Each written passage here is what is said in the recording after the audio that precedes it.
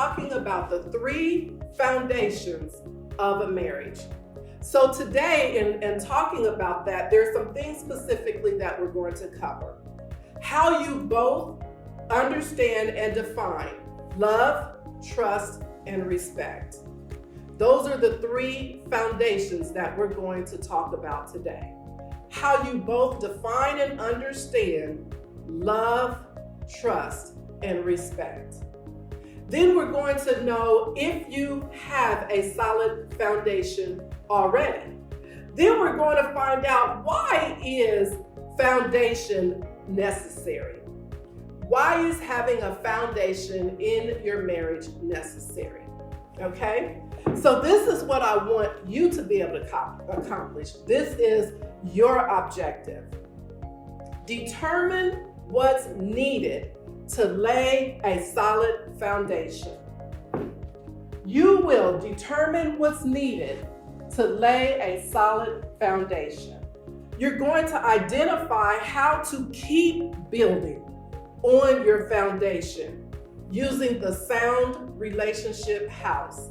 And then you're going to use a trust quiz to determine your level of trust.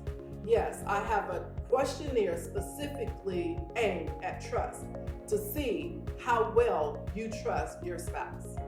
Laying a foundation, as many of you know, is the first part of building a building.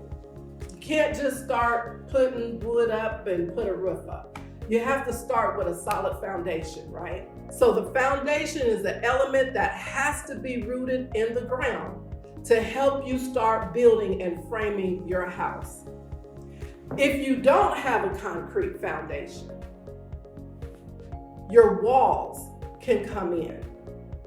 And you may even notice over time that your foundation starts to crack. But let's talk about foundation.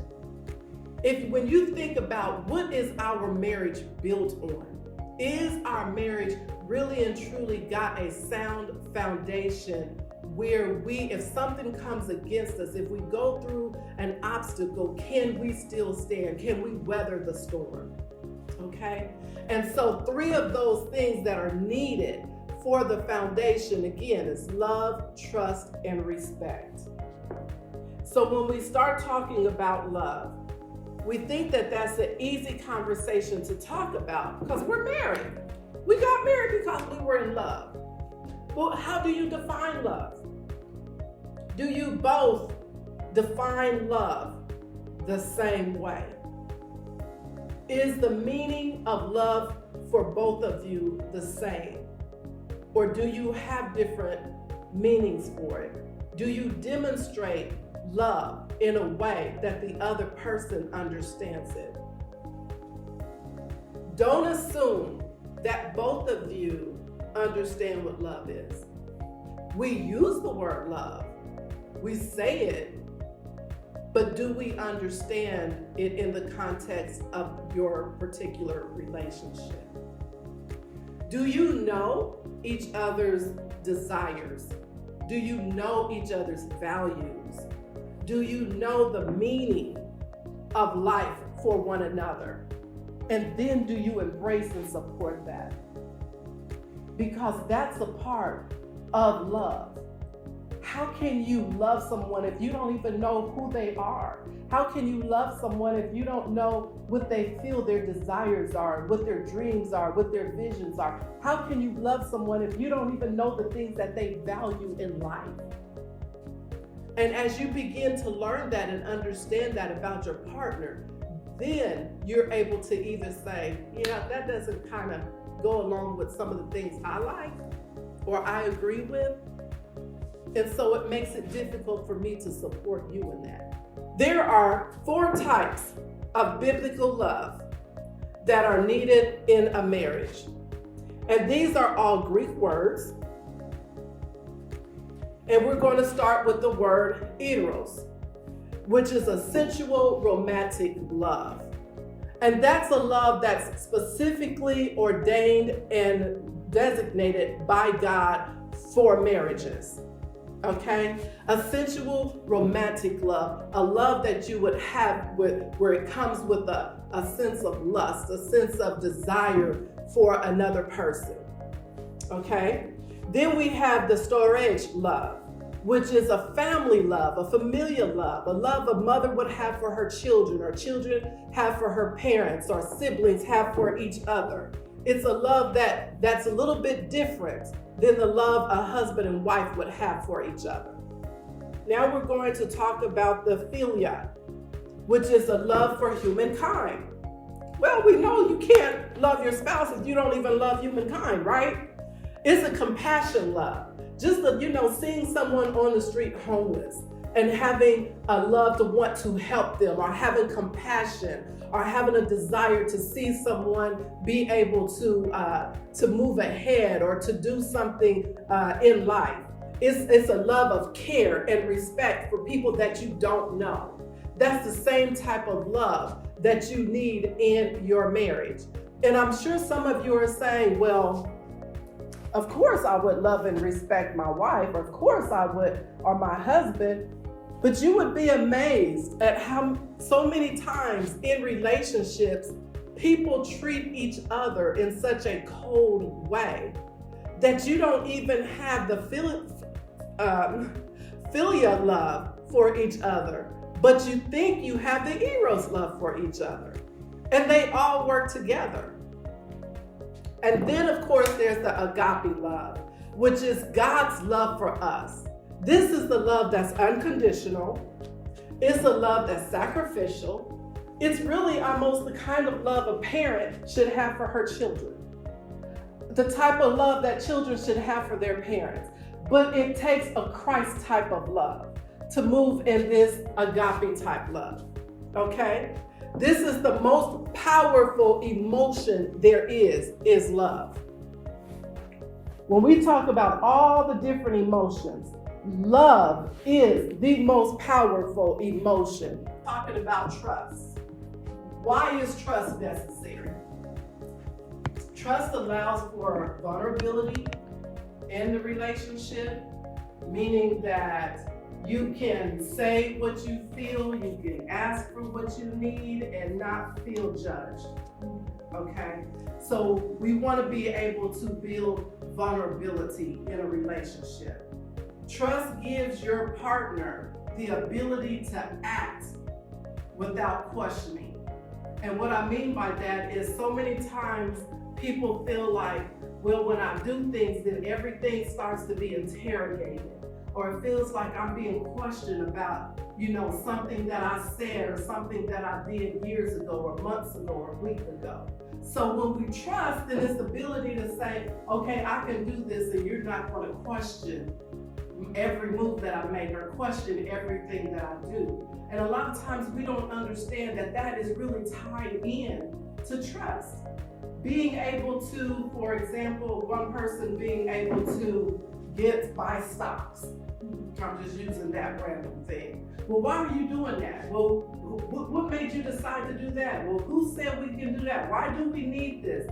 If I don't trust you, then I'm asking these questions, right? And so when these questions are asked, it may feel like interrogation. It may feel like I'm not capable. It may feel like I'm not allowed to make decisions. And so when a person feels like that, guess what they start to do? They start to become defensive. And so we don't understand that it all starts to boil down to trust. Another issue that couples have maybe around trust is with finances.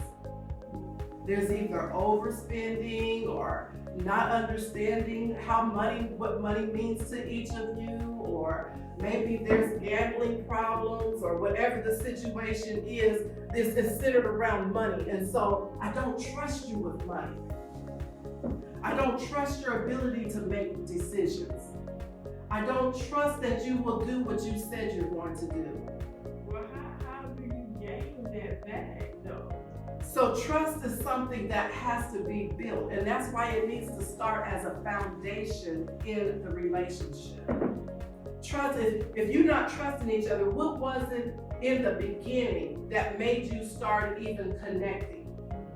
Okay, there had to be some level of trust, and then go back and find where that breakdown took place. what started happening that I trusted you when we first met, and now all of a sudden it started declining? What were some of the behaviors that were happening? What were some of the decisions that were being made that made me start to see, okay, this looks different now than it did a year ago, right? Okay. So who exactly are you trusting? Well, of course, I'm trusting the other partner. Are you really trusting your other partner? Are you trusting all of the people that are in that person's life? That's good. Sometimes we think, and I hear people say, well, I'm marrying you. I'm not marrying your whole family. No, you're marrying the family. Because you're marrying the beliefs, the values, the culture, everything about that family is in that one individual. And so when we're talking about trusting, who are you trusting? Is it because you've seen, and that's why it's important. I tell people when you're engaged, go visit them, go to a family reunion. Go to a family outing so you can get and see how that family acts. Are they a cohesive family? Are they a family that's divided, where people don't see each other for years on end? Is it a family where there's a lot of mental issues, a lot of substance abuse and addiction going on? What kind of family dynamics is there? Because if that's happening, and now I'm saying that I'm trying to be in this relationship with you, but I see all of these people around you, it's not you, it's all of this back here that you bring with you that I might be struggling with. So who are you trusting? Are you trusting the person that's in front of you? And if you are, why is there so much doubt about what's around them and who's around them? What are you trusting? Trust is in so many areas. Again, finances. I trust you to make financial decisions, but I don't trust you with our kids. I trust you to be able to be a provider, but I don't trust you to be vulnerable. So we have all of these different components of trust, right?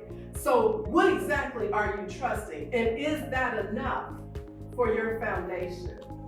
And only you can decide that. You have to look at the whole picture, not just a little bit.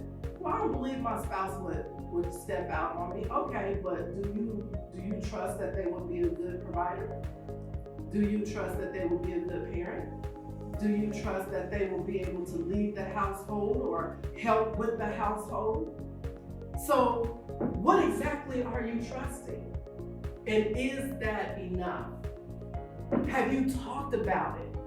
So then we talked about, do you have the same meaning? So trust can be a breakdown in the foundation, because if you start the relationship without trusting, then you're trying to keep building and you keep moving and you keep the relationship going, but trust has always been a crack in your foundation.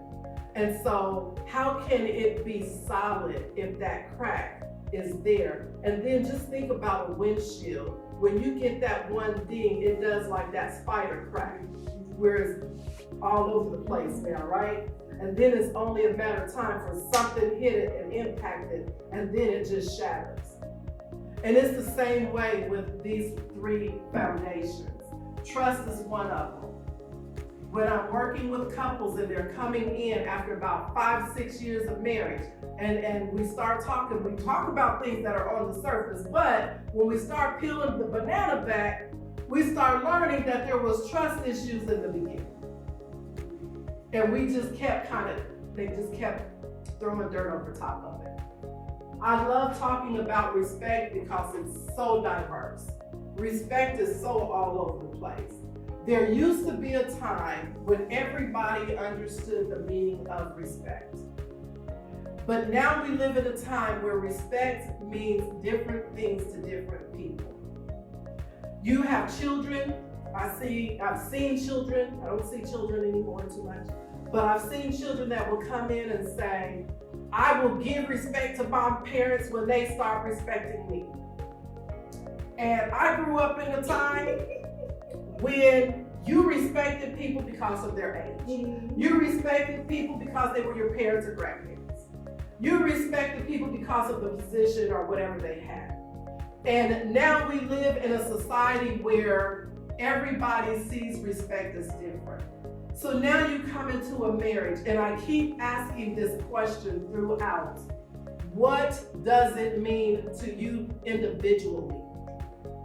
I ask that question all the time. What does it mean? What does it mean? Because when people have different meanings, they act based on what it means to them.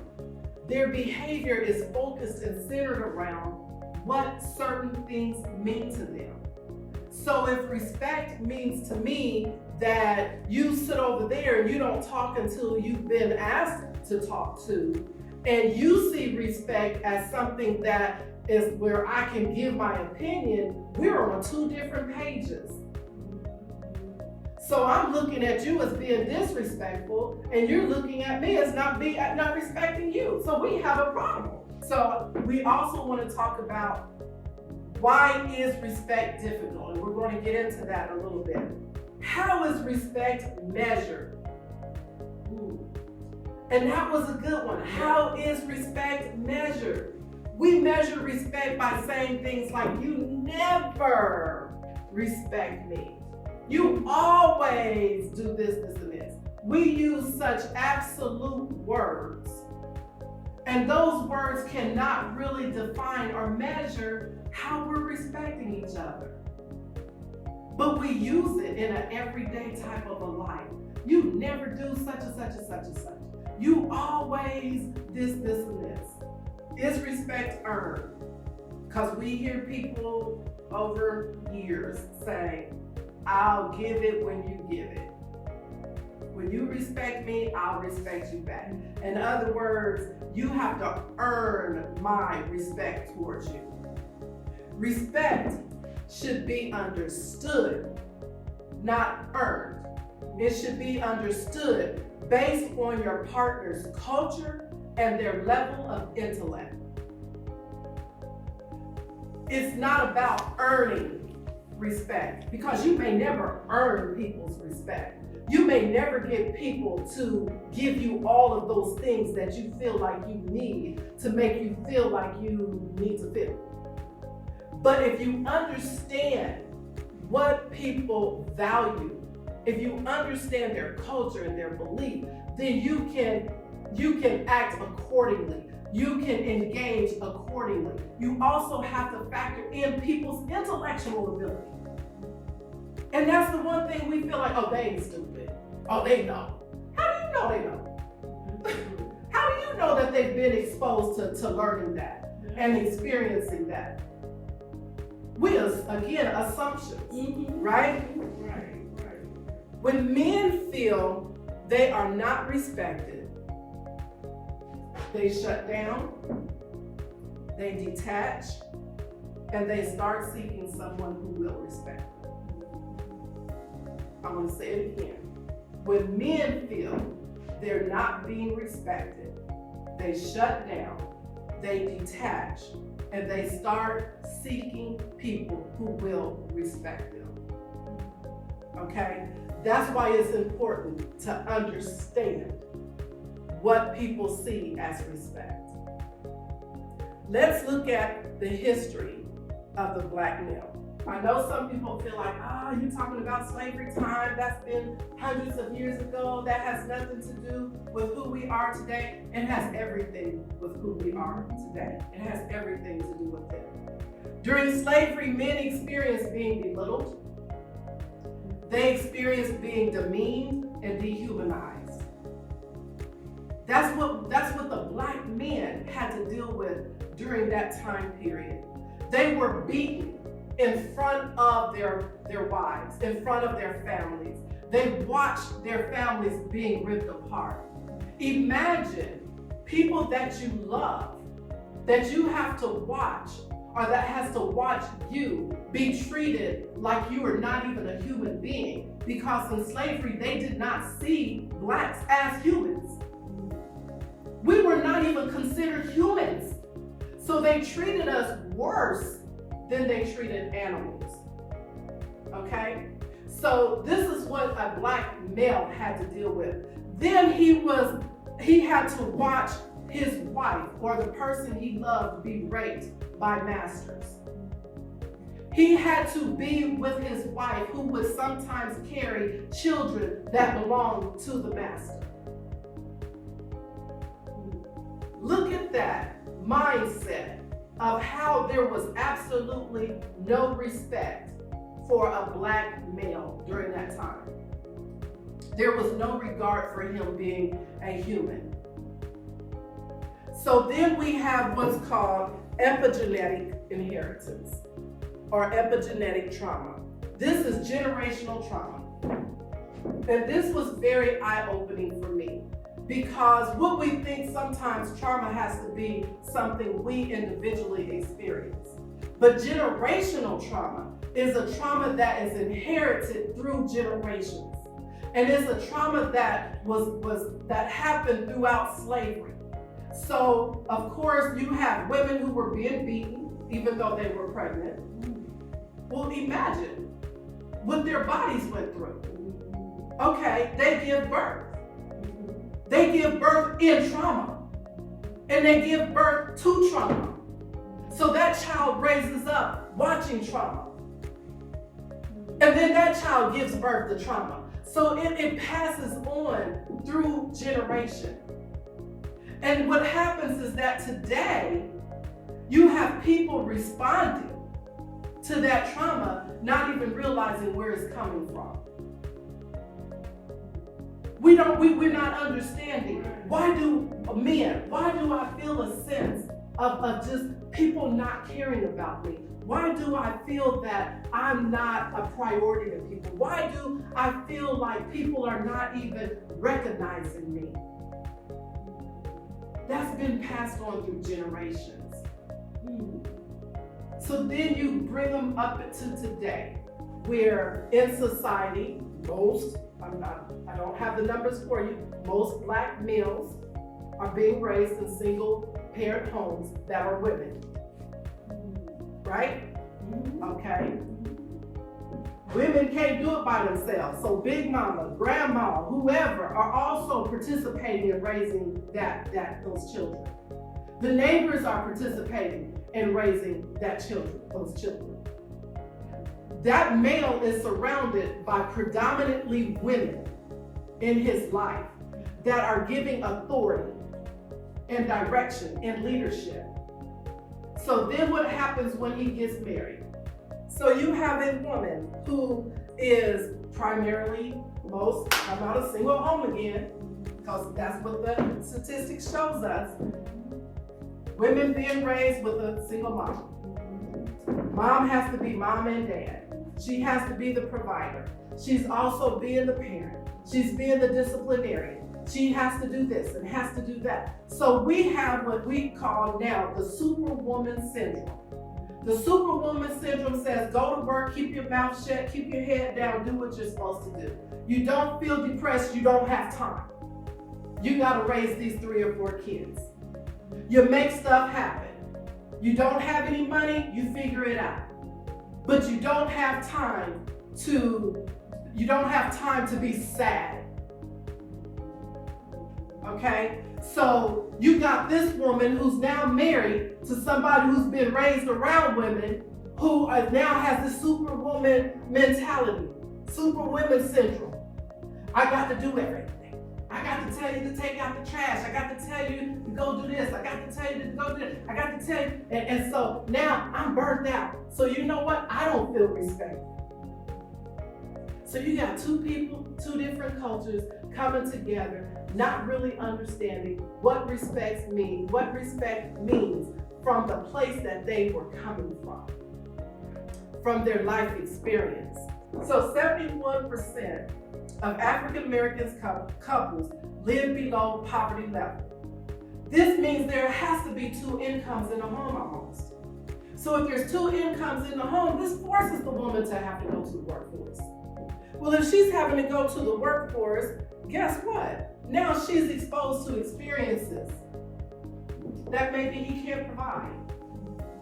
Maybe she's in management or leadership. So she has a hard time taking that hat off when she comes in the door and being submissive to her mate. And so for that man, again, it looks like you don't respect me. Yeah, you wear the pants when you go to work, but when you're at home, I need you to wear the dress. Yeah. So it comes across as being disrespectful. We're talking about the 3 foundations of a marriage.